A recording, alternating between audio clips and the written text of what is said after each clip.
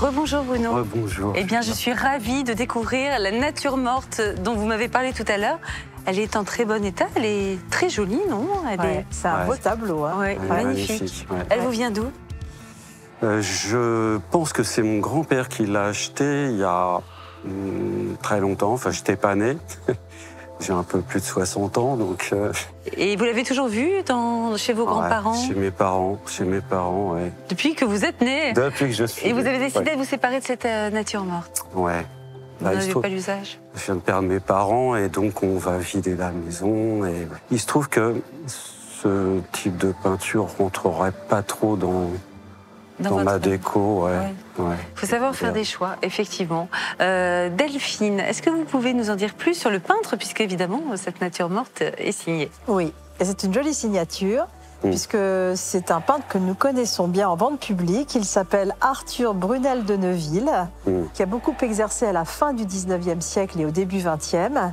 Et il a pour spécialité de faire des natures mortes et des petits chats. Oh. Chats surtout, ouais. Souvent même, il mélange les petits chats avec les fruits. Alors là, il s'agit d'une nature morte. Pourquoi on l'appelle nature morte? Parce qu'il s'agit d'objets inanimés, assemblés d'une certaine façon, pour donner une forme de magie et de poésie. Alors la nature morte, c'est un thème qui était un petit peu délaissé au XVIIIe siècle, mais qui au XIXe siècle a pris beaucoup d'intérêt et beaucoup d'ampleur.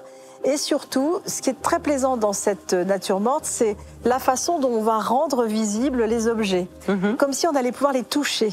Et alors, vous voyez, vous avez un assemblage finalement, peut-être d'une table de cuisine, avec beaucoup de charme. C'est l'automne, enfin peut-être le début, il y a encore des pêches, donc c'est la fin de l'été. Le raisin arrive, donc c'est vraiment fin août, septembre.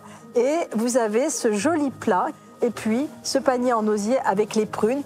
Donc c'est toute une scène finalement de cuisine qui nous est décrite avec beaucoup de poésie, beaucoup de charme.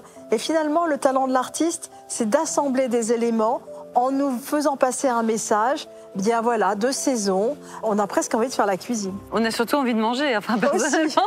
Non mais je pensais à faire une compote, moi, vous voyez, avec les prunes. Là, je trouve ça assez sympa. Oui, c'est vrai, c'est une bonne idée, la compote. Et dites-nous, Delphine, ce tableau date de quelle époque? Alors je pense qu'il est début 20e, tout début 20e, entre les années 1890 et les années 1910. C'est à peu près, voilà, parce que le cadre est plutôt 1900 comme époque. C'est un joli cadre, voilà, qui va bien avec ce tableau. Alors la seule chose, c'est qu'aujourd'hui, ce type de peinture est un petit peu moins à la mode. Comme vous l'avez dit vous-même, vous avez moins envie d'avoir ça dans votre intérieur. Et c'est vrai qu'aujourd'hui, c'est un peu moins à la mode. Et les chatons, ils sont toujours à la mode ou pas? Oui, plus même. Ah oui? Oui, parce que les animaux, ça parle toujours. Alors que les natures mortes, c'est un peu plus compliqué. Un peu plus compliqué. Mais ce qui est bien dans votre tableau, c'est le format. Ah oui. Parce que souvent les natures mortes, vous savez, c'est tout petit. Oui. Et là, c'est un grand format. Dans une cuisine, ça peut être un tableau formidable. Très, très joli. Même. Très beau. Et puis, il est en bon état. C'est sa toile d'origine. Et ça, ce sont des atouts.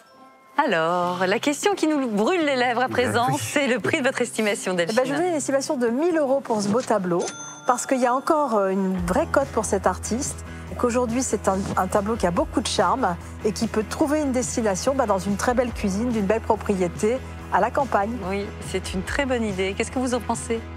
Je suis convaincu que ça peut prendre de l'ampleur. Donc charge à vous de faire monter les enchères à présent. Je vous donne le pass pour cela. Pourquoi je passe ça? Il était là. Tenez, voici le pass qui va vous amener en salle des ventes. Belle vente à vous. Bonne journée, au revoir. Je vous en prie.